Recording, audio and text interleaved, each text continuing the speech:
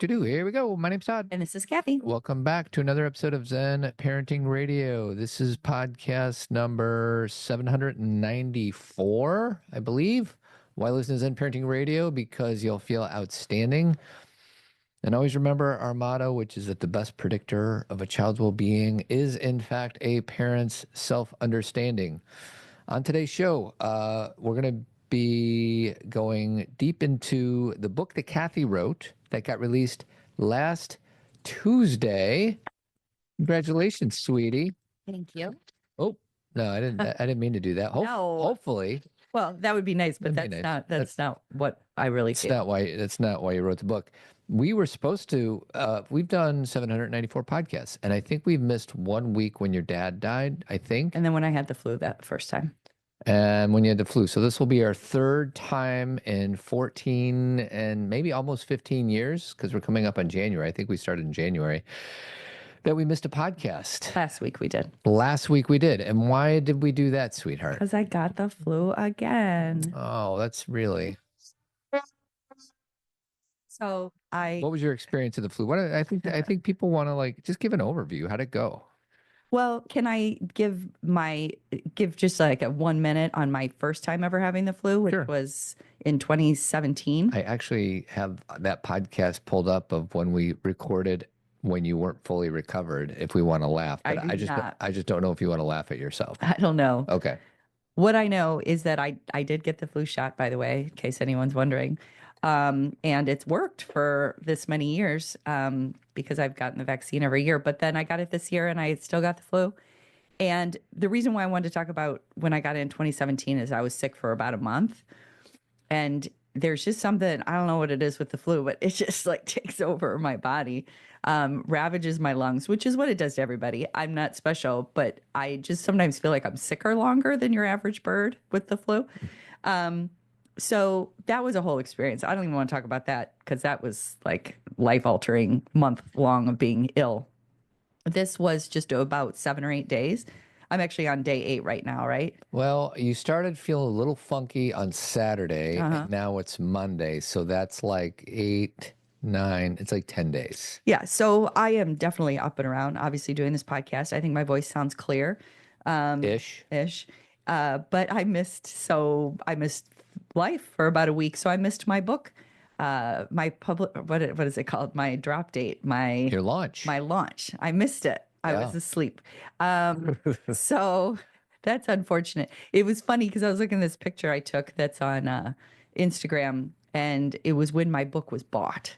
Because that's a huge day, right? You've got these huge days, your pub day, but the biggest day for me as an author is when someone buys your book, and because that means it's time to write and you're ready to go. And I was already writing, and it's just so funny to look at her because I want to be like, hey, on your pub date, you're going to be sick. Yeah, you're not going to care. You're not going to care. No, and I didn't. But you can't. That's the thing is I even right now am just, well, obviously still slower.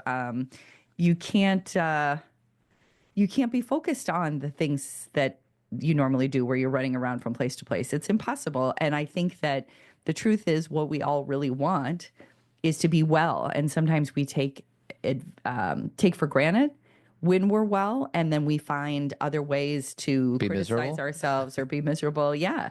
And, I'm still kind of living in the place of, oh, I can get up. Oh, I can have something to eat. I'm still in that really basic needs place. I missed a whole wedding last weekend. My roommate from college, her daughter got married. Huge deal. First friend with a daughter getting married. Missed the whole thing. Totally have missed life. And it sucks. And then I also have to think about the fact that at least my body's healing, etc. I think anybody who has dealt with either chronic pain, which I have, because unfortunately a part of flu is you get, or at least for me, is I also get migraines. So that's unfortunate because that's that on top of everything else. That's a big part of my history is that kind of chronic pain. Or people, I know people right now who are going through chemo, who are having to deal with all the side effects of that. Or another one of my friends just had a surgery. She's dealing with the side effects of that, of her shoulder. And when you're not well, you're why don't I enjoy my life when I'm well? Right. Why am I All the like, stuff. right? Why am I running around thinking I'm not doing enough? Why do I focus so much on what everyone thinks? Why do I?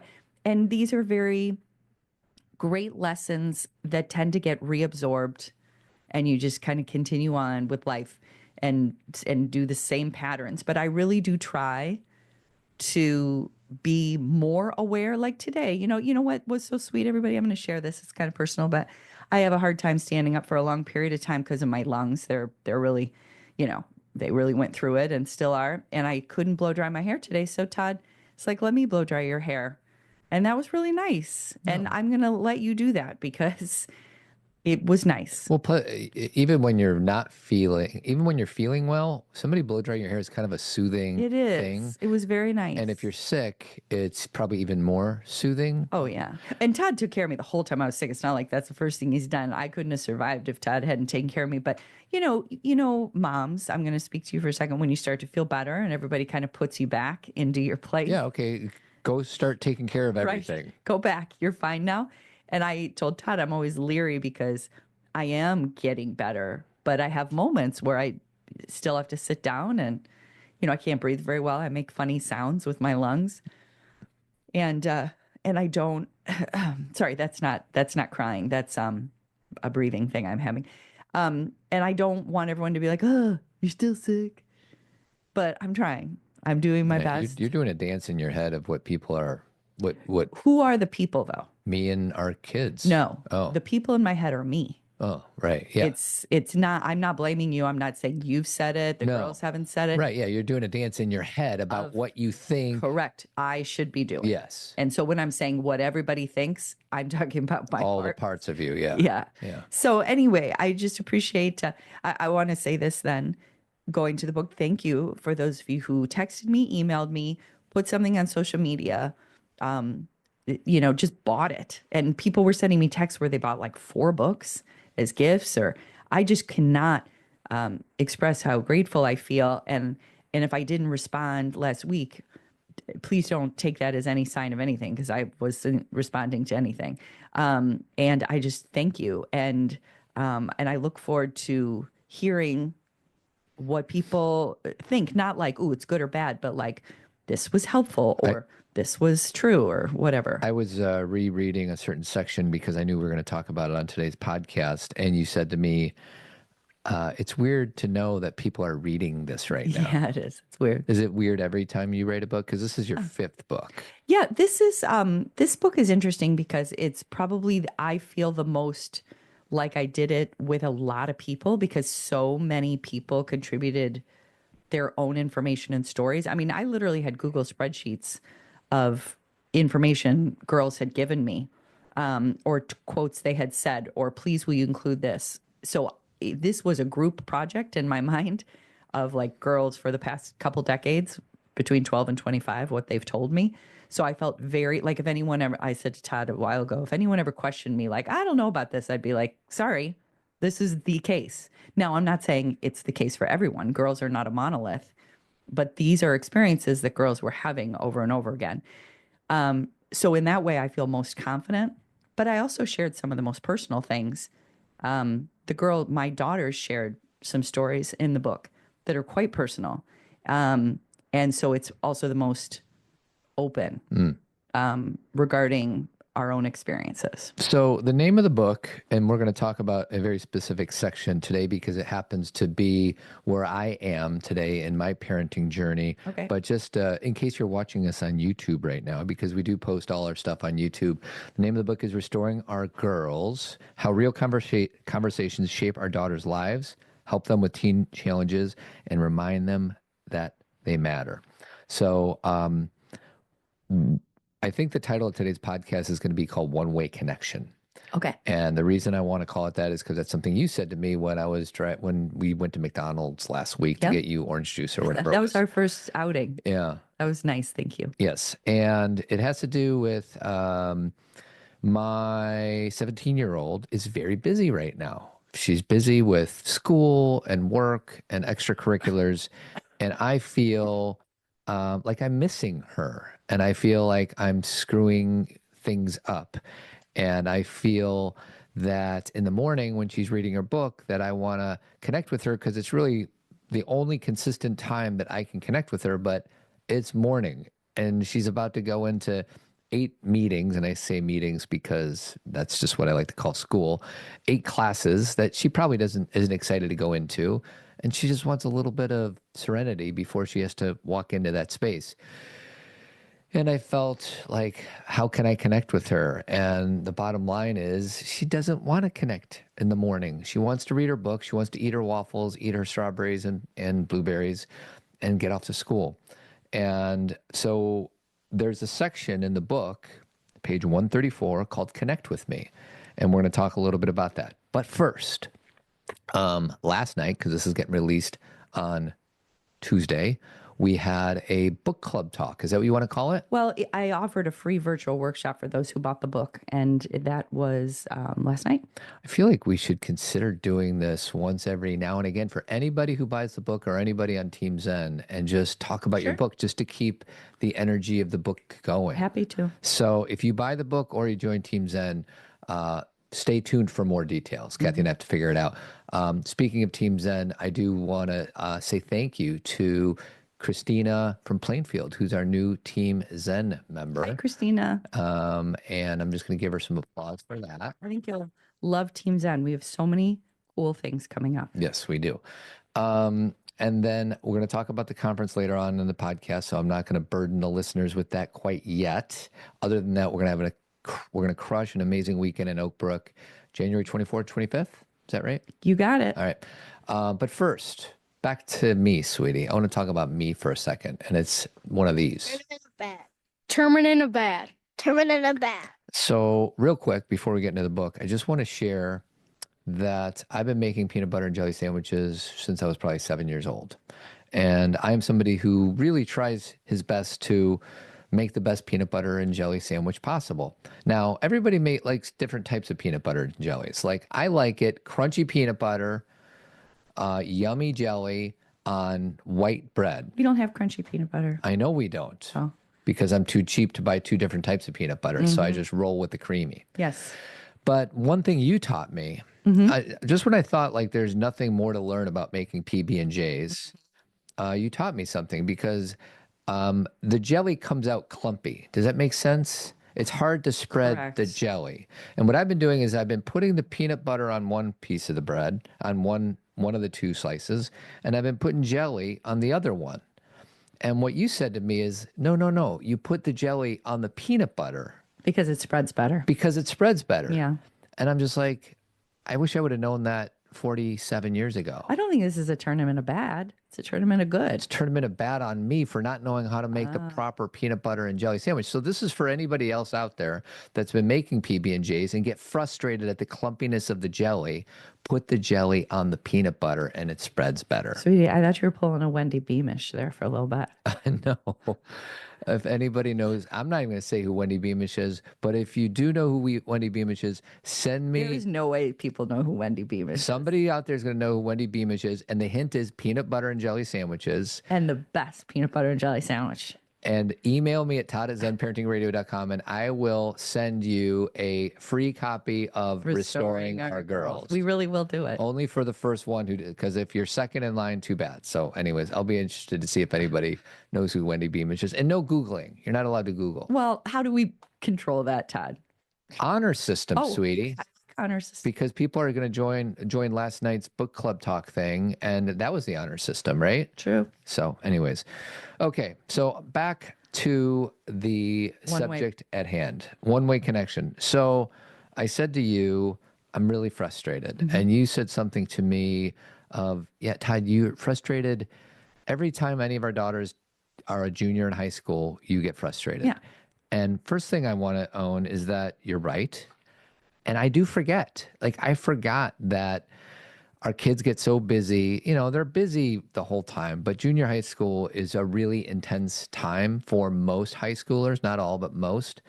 And I was just sharing some of my venting and my frustration to Cathy. And I'm going to read a paragraph from your book that I feel like you wrote for me on this day in 2024, even though you probably wrote it like a year ago. Okay. If we feel hurt by their preference to spend time with friends or alone rather than with us, now I'll just say spend time with friends or at school or just being busy. If we feel hurt by their preference to be busy rather than with us, it's easy to react passively or assume that they're being disrespectful or owe us something. Now, I never think any of my daughters are being disrespectful, but I do sometimes feel like, hey, where's the two-way relationship here? Okay. You say, well, it's important to create a friendly relationship with our girls and treat them more like peers as they mature. We shouldn't expect a friendship where they owe us their time or a certain level of interaction typically found with adults. Mm-hmm. And I just want to say guilty is charged. And as we dive deeper, and we're going to talk about a few more quotes in your book, but and one thing you said to me on the ride home from McDonald's is, you said, Todd, you're not that used to rejection. And now we're getting into the deep depth secrets of Todd Adams. One is, of course, I've been rejected by people, by organizations, by friends, by playing sports, like just, you know. You haven't been rejected, though, in the way that a typical person has been rejected. Not as much. Yeah. Things like I have, and again, it's not all about romantic relationships, but I started, and I'm putting this in air quotes, dating people when I was around 12 years old. Right. And every year from then on out, there'd be one or two people that I'd either date or, go on dates with or whatever. And then had a pretty serious relationship when I was 16, 17, had, you know what I mean? Like I had been had my heart broken or broken other people's hearts for probably a decade. And you've had that experience in your life once. Mm-hmm. And so now, not everything is romantic, but that's a big learning experience in the teenage years of like, oh, this person likes me or they don't like me or they broke my heart or friendship breakups. You had the same best friends all through high school. Then you went to college with the same best friends. Yeah. So you didn't get that whole like, I got to start over. Nobody knows who I am. Sure. Now, this isn't a problem per se in life. I don't find this to be an issue. I find you to be a very lucky, these are blessed. Gifts. Yeah. The only time that it's going to rear its head is when you're like, well, why? When there's a perception of rejection. Correct. Yeah. And I'm like, wow, you haven't worked this muscle very well. Yeah, it's very atrophied if it's ever been built up at all, to be quite honest with you. Right. And when it gets mixed up with parenting, it gets weird. Yeah, a little weird, messy, weird. It gets messy or harder to define what comes from where. But I think that I don't even view when my children are busy as rejection, though. Even though I know I said that to you because you view it as rejection. I think, and again, I could be wrong here, but I'm going to generalize and say because I have been more groomed by society and culture and by what I've done with my life to be a caregiver. Not only as a mom, but as a social worker, where my job is to love you. How do I love you? How do I support you? There are experiences and relationships I have where I'm not expecting anything back. Yeah. That I know that there is. And this would be the definition of a one-way connection, which was my next question. So what is a one-way connection? One-way connection is making sure there are certain people in your life, and I think the number one on this list would be our children, that our goal in relationship with them is less about what am I going to get from you and more about how am I going to give to you to ensure that you have the stability and the support necessary to make it through your life, that my role in your life is not to be your best friend. Now, there are times when I will get that back from you in ways because we do spend time together and I do feel that love and that connection and we are friends in many ways. And that's why everything's paradoxical, right? Because even though I view one-way connection in parenting as very typical, I also am not saying it's always like that. Mm-hmm. I mean, I would say that that's a smaller percentage than the other, which is, a more reciprocal relationship. But I think when you think about connection, when I think about connection, I think about how can I tap into this person so they know I'm here. Mm-hmm. Okay. It's not how can I get something back. Yeah. I think sometimes when you want connection, you want to play Uno. Yeah. Play Uno with me. Yeah. Come on a car ride with me. Yeah. Talk to me. Make me feel good about our connection instead of how do I just support you and leave myself out of it. Right. And and I don't, and again, if this is all you've ever had with your kids, that's no bueno. Like, we want to make sure that we do have a relationship with our kids where they know us and see us. But there are times, like junior year in high school, maybe when they get to college, maybe when they're in fifth grade, it happens at different times where they're pulling away from us. When they get their first romantic partner. Correct, when they're in love. And not because they don't love us, but because they need more space. And I don't even read into, people are like, and because of the Oedipal complex I don't care about all of that. I'm like, I don't need the theory behind it. I'm just trying to be really real with it. They need more space. And what I have said to Todd, especially because this is our third, I said, haven't you seen this come around? Like, we've watched, I remember when my daughter, my first daughter, poor girl, in her junior year, it was COVID. So she was forced to be with us so much. But once she got to college, adios. Like, she was so invested in her friends and so in love with where she was. And so she was gone for a long period of time. But what we've seen with all of my girls now is they come back around, but in a new way, almost as a different person, like almost as a fuller, more mature person. But you have to let them go for them to do that. Now, when I say let them go, I'm still doing things to make sure they know I'm here. I'm not bailing out and saying, well, good luck, good riddance. I'm still writing the notes, sending the text, but I don't need it back.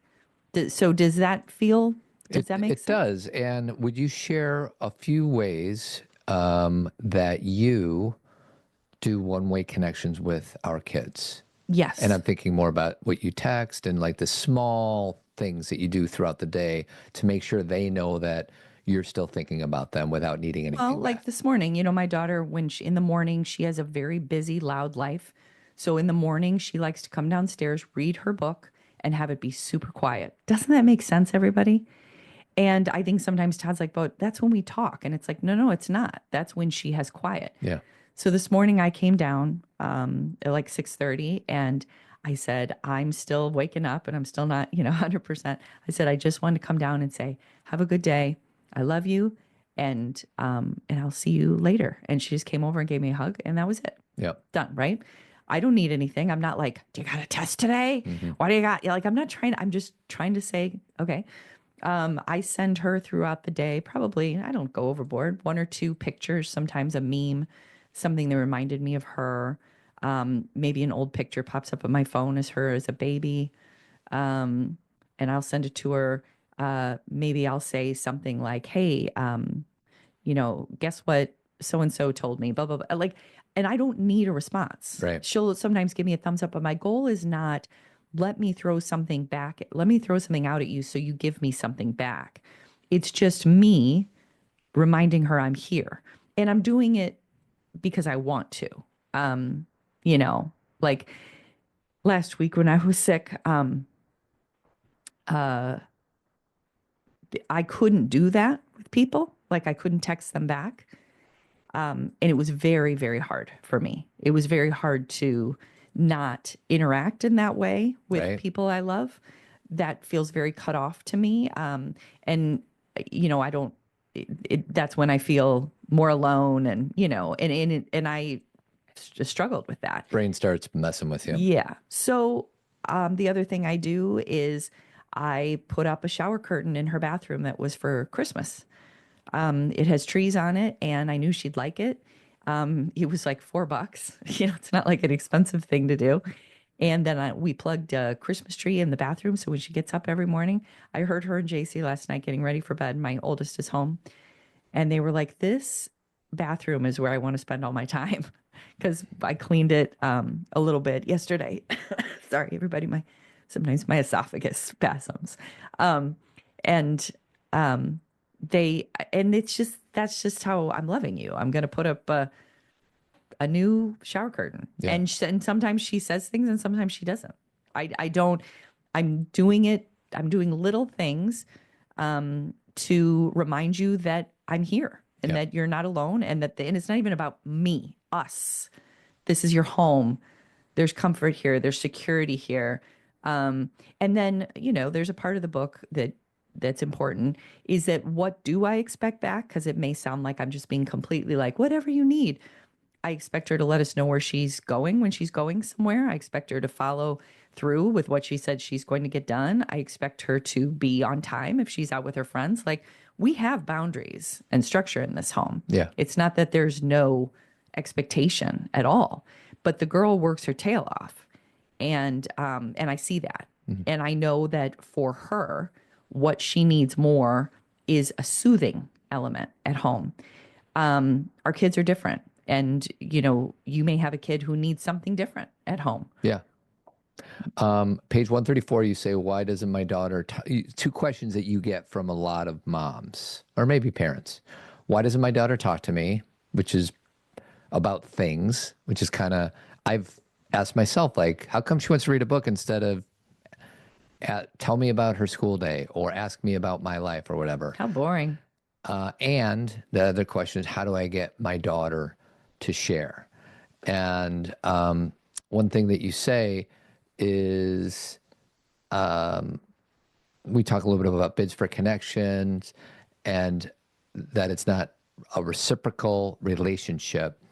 But you say, imagine your daughter when she was younger falling off the swing after she was told. So this is the section in that book where you say, see my side when I tell you a story. Mm-hmm.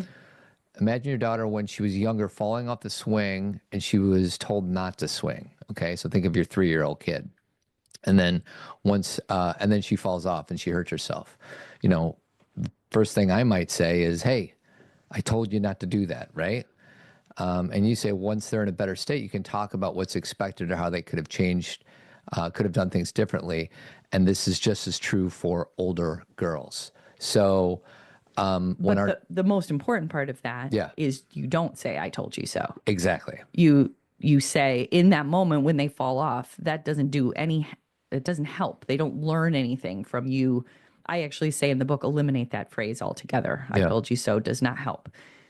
But that, when your kid is swinging and they fall off, you're not going to walk over and stand over them and go, well, I told you so. You're going to make sure they're okay and help them stand up and give them a hug. And it's the same thing with older girls. And the thing is, I think our expectations of older human beings, I think one is we forget how old they are, right? This kid's 17, has never had any experience. They've heard words from us about the wisdom that we've bestowed, but they really don't learn until they go through it. Right.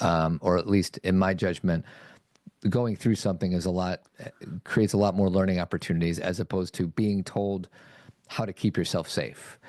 And so when that happens, it becomes, I forget, like, oh, this kid has never, ever experienced anything like this.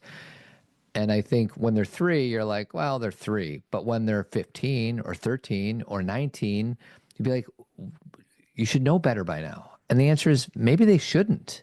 Dude, I am 53. And there are things that I go, what did I do? What? I know not to do that. I know not to say that. I know not to drive that way.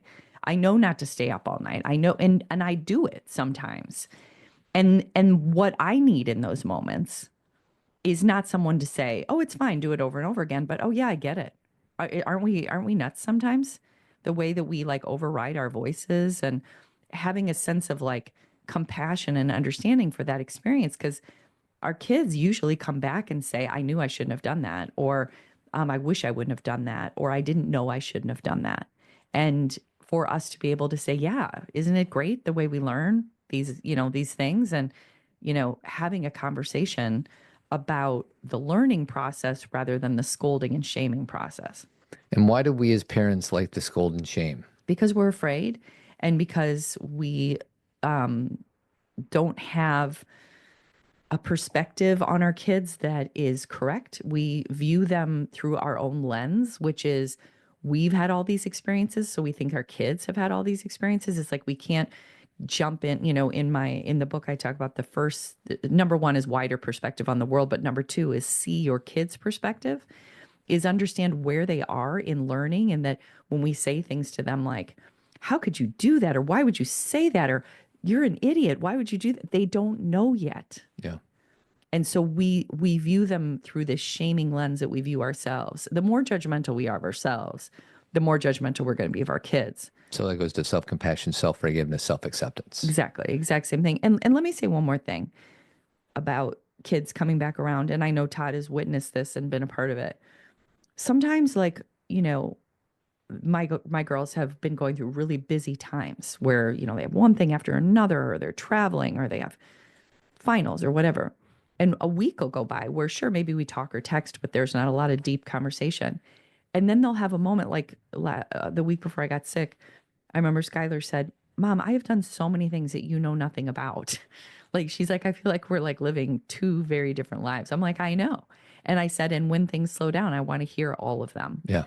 Not, "Yeah, why don't I know?" Mm. You know, not a guilt, shame, and fear. And then my other daughter, Cameron, who is in college, sometimes she'll call me and she'll say, "Okay, I want to show you my Finsta pictures from the last week and show you all these things I did because I didn't Sweetie, tell you what if about them." somebody doesn't know what a Finsta picture is?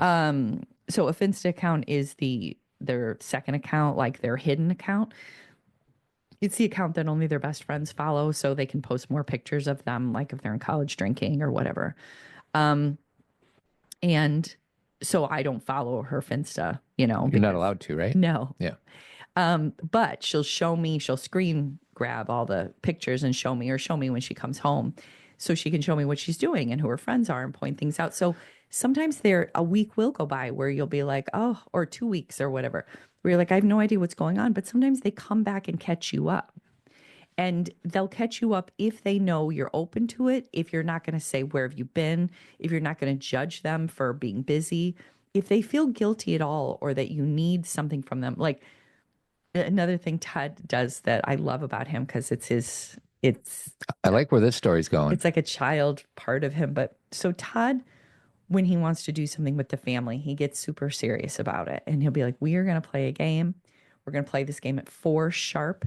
The chairs are going to be set up this way. You're going to sit here. I'm going to sit here. We're all going to grab a drink." And he gets super focused on how it's going to be. Last night, he's like, "Tonight, we're watching a movie. And we're all going to watch it at this time." And all of us now, because we know what Todd does, we're like, "Relax. Don't put so many parameters around it. Let's just decide to watch a movie and let it kind of evolve. We'll all lay down and pick our seats in the moment. Maybe it's at 7, maybe it's at 7:20. And same with, we'll play a game." And Todd gets so serious about the game, you know, like he wants people to pay attention. And I love that about him. And we all have fun with him about that. We don't find it to be a flaw, but just for your own insides of your stress around it, like, let go a little bit. Like, let people join us with the movie rather than forcing them to watch the movie. Make sense? For some reason you talked about playing games, so I just feel the need to Play Backstreet Boys, Quit Playing Games with My Heart. no. Oh. For the Parks and Recs people, Adam Scott plays Ben. Ben. What's his last name? Ben something. Ben. Ben. And he and I kind of have a similar spirit, let's say. So he created a game, I think, when he was unemployed, and this is how he presents it to Leslie Knope. So here we go with Ben about. And I've been cooking up something pretty big. The last time he was in between jobs, he got deep into claymation. So this should be different, hopefully.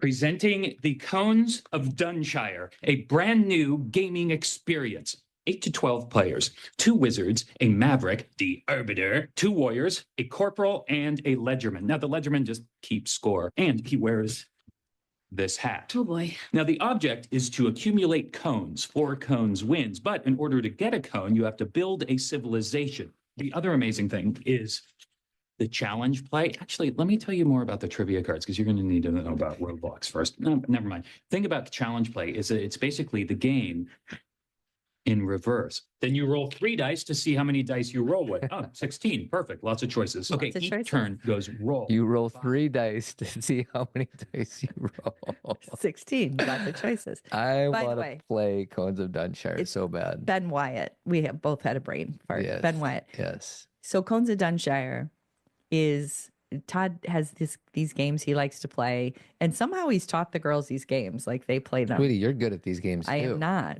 You're good and at. I don't like them. You're good at desert storm. I do not like them. But I do not like green eggs and ham. I do not like them, Sam. I am. He gets very serious, and if people are talking or having a good time, he's like, "Come on, it's your turn." The goal is to win the game. No, and everybody's having fun and laughing. That's a problem. I actually sent you a TikTok about that the other day. I saw that. That's hilarious. I loved it. Okay, so I want to pivot, if you're okay. Sure.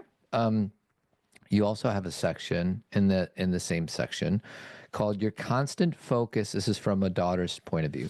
"Your constant focus on how I look makes me worry about it even more." And what I love about your book is sometimes you bring in other experts or friends of ours that have something wonderful to share. And I just thought that this was a super friendly piece. And I'm happy to read it unless you feel like you can do better. But when your daughter goes out wearing something that makes you, I don't know, breathe a little bit less easily because it's a little more revealing than when back in the 90s when we were growing up. And you put a clip in your book about what Michelle Icard, I think, yeah, put in her book about how you deal with that. Actually, she didn't put that in her book. I heard her say it. Oh, interesting. And so I emailed her and said, "Will you write that out for me and put that so I can use that in my book and I'll give you full credit." I think someone was interviewing her, and I heard her say this, and I thought, "Oh, it's so good what she said." So basically, just to summarize, I just put it in the chat if you want to read it. Went a bunch of different places, is that if your children are starting to dress in a way, and obviously this book is about girls, so where you're like, wow, that's a really adult way to dress, and especially around things like Halloween or, things where you're like, whoa, this is what Michelle said. So you can read it. I realized I did a voice dictate, so hold on a second. And when you said you put something in the chat, why would you? That was for you to read it for the audience, but you're not going to be able to do it. So, oh yeah, I found it. Okay, I got it. You got it? So it says, Michelle said, instead of saying you need to change into something less sexy before you go out, try something like, wow, you look great. You look so great. You're probably going to get a lot of attention, some nice, maybe some uncomfortable. If someone makes you feel uncomfortable, do you have a plan for how you'll react? Does the plan change if it's somebody your age or somebody older or someone in a position of authority? So the goal is like, I can't think of a time, and now I'm not Michelle anymore, I'm speaking for myself, that I've ever said to my girls, you can't wear that. No. I think I've had some moments of, like, I remember the first time when my oldest was going to homecoming and I saw what dresses were being worn and sold. I was like, whoa. But I'm used to that now. Like now I'm around girls all the time. So the thing I say to the girls all the time is this you? Are you being you? Does this feel comfortable to you? Does this feel like some, do you feel good? And they have many different versions of clothes that feel good. Some are sweatpants, some are really small dresses, some are, bikinis, and some are, really oversized Billie Eilish kind of clothes. And the goal is, in the big picture, is you. How do you want to express yourself in the world? Because that's not for me to dictate. What Michelle explains here, though, is understand that there is a perception about you in the world by what you wear. And so there are certain experiences, like, of course, don't go to a job interview in oversized clothing and you didn't do your hair, because then they're going to think you're not an organized person. But could you just, go on a road trip dressed like that? Of course. You know what I mean? It's comfortable. You start to kind of have the conversations around, this is something that could happen. And this is something I want you to be aware of. And like Michelle said, what's your plan for this? Yeah. So that's wonderful. Is there anything specific that you wanted to talk about? Because I've been kind of running it, so I just want to check in with you. No, I just kind of let you run this. I'm running out of steam a little bit. That's honestly. fine. I want to just remind everybody that this conference is coming up. I have a really kind of good tagline that it came from one of our listeners, and it is the ZenCon 25. It's our last one So this is your last chance, everybody. The conference for conversations and connections with a concert to boot. A lot of cons. Wow. Oh, I like I don't it. remember who gave this to us, but it's pretty good. So it's about a month away, and I personally want to fill the room. And I want to get a much more balanced genders. There's usually a lot of females in the room, and this year I want to try to get as many guys and dads in that room. And it's not just about daughters. We have John Duffy talking about sons. We have Dr. Alexander Solomon talking about Relationships. how to be in healthy conflict with the people that you love. The guy from Glenn Phillips from Toad the Wet Sprocket's going to play for us on Friday night. And we have a whole pre-conference workshop for Team Zen and for men. And a pre-conference workshop with the sisters around how to get calm, be mindful, live your life the way you want to. So if you're interested, just scroll in the show notes of this podcast and click on the conference link. If money is an issue, please email me and we'll figure something out to get you there, because we want to get as many people in that room as possible. Yeah, that's what I was going to say is like, go ahead and if you can easily buy your tickets, go ahead. And if you get 2 tickets, it is definitely a discount. But if you're like, there's 4 of you and you're trying to figure out costs, or there's a group, just email Todd, because we'll figure it out. Like, don't stress. This is our last one. We just want you to come. And of course, we're paying for this. So we want to make sure that, we can pay for it. But at the same time, we don't want you to be like, well, I'd be there only if, we'll figure it out. And last but not least, once again, I'm holding up Cathy's amazing book, Restoring Our Girls, How Real Conversations Shape Our Daughters' Lives, Help Them with Teen Challenges, and Remind Them that they matter.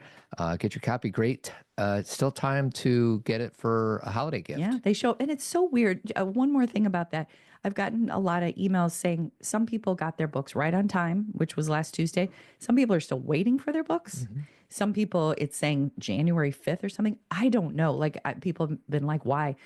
The distributors, it's out of my hands. If it's with Amazon, I mean, maybe you could cancel it and then reorder it and see if it comes faster, because some people have it. But I wish I had a better answer for you. For those who are waiting, I'm sorry. I don't know why that's happening. Yeah. What are you going to do? What are you going to do? So with that, I just want to say thanks everybody for listening. We got one more podcast before the new year, I think. I don't know. I don't have my calendar in front of me, but just thank you so much. Happy holidays and keep trucking.